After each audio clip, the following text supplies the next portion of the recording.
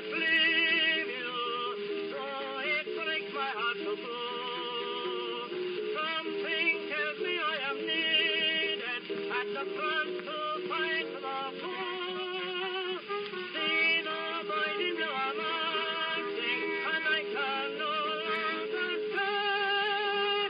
Once I hear the bugle calling, goodbye, darling, goodbye. Welcome everybody to part 5. We start with player 16, Charlie Sime. John Charles Sime, nicknamed Buffer Sime, was born on the 3rd of August in 1871 in Collingwood. Recruited from the Clarence Juniors of Clifton Hill, he would play on the wing for 64 VFL games, kicking 4 goals, after playing for a few years for the Pies in the VFA prior. Like many of his era, little has survived to add colour to his story. What we do have is a little write-up suggesting he was a very clever footballer and a perfect complement to Charlie Panham. He was also awarded life membership in 1903. Buffer would die on the 16th of June 1961, aged 89. An obituary in the Age reads, Sime, on June 16 at his home, 8 Sackville Street, Collingwood, Charles Buffer, former player and respected life member of the Collingwood Football Club, at rest. Player number 17 is a man by the name of Archie Smith. Arthur Robert Smith, nicknamed Snapper Smith, absolutely love that nickname, was born on the 16th of February in 1872 in Prahran. The 178cm forward would be recruited to the Pies from the Richmond VFA squad in 1892. He would go on to play in our VFA flag of 1896, then enter the VFL with the Pies the following season. Snapper Smith was a prolific goal kicker for his time.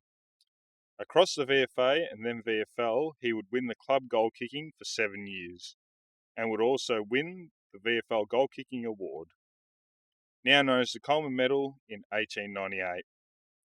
In his 89 VFL games, he would finish with 119 goals. It doesn't sound much, however, when you look at match scores at the time, it converts nicely. Snapper was described as aggressive and hard-working, neatly skilled, good at passing, agile and team-focused. Snapper was so valuable to the team, after a shock retirement in 1899, the club was able to talk him out of it. The following season, he would add an extra 2 years to his career. So deep was his love for the Pies, he would be a regular presence at the club for the remainder of his life. He is described as Collingwood's first ever true full forward. He was awarded life membership in 1904. Snapper Smith would die on the 20th of July, 1961, aged 89, in Abbotsford.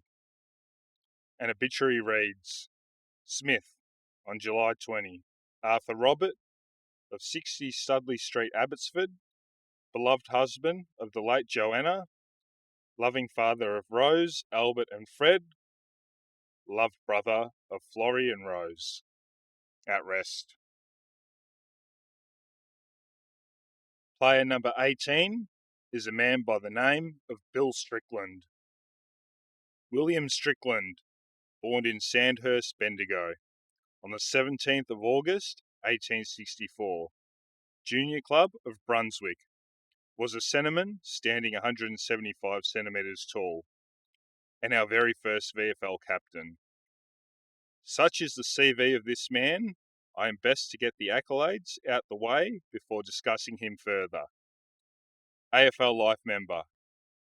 Collingwood captain for 5 years from 1893 to 1897. Collingwood Football Club Hall of Fame 2017. Collingwood life member 1906. Champion of the Colony 1896. For those unaware, that award is essentially the Brownlow Medal of the time. However, there was never anything physical given.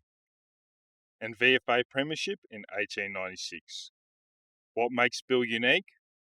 Well, he would do the unthinkable, and after 127 VFA games for Carlton, leave after he became dissatisfied there, bound for the Pies. Collingwood were looking for early leaders, having only been established for 12 months, and Bill was the answer. Strick, as he was called, made immediate impact, playing his first game in round 4 that year, and after starting slow, fit in like a glove and never looked back.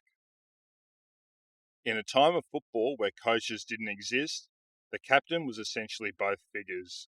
And in 1895, it was Strick's duty to keep Dick Condon on the straight and narrow, having made him promise, to quote, "Obey me on the field without stopping to argue."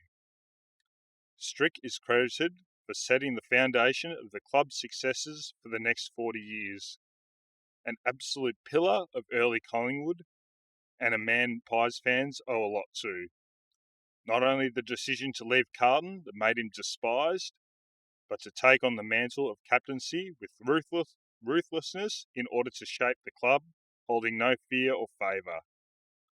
Strick would retire after the Pies' first year in the VFL, however, would return to coach in 1904, being the club's first official coach, then serve on the committee for a decade as vice president.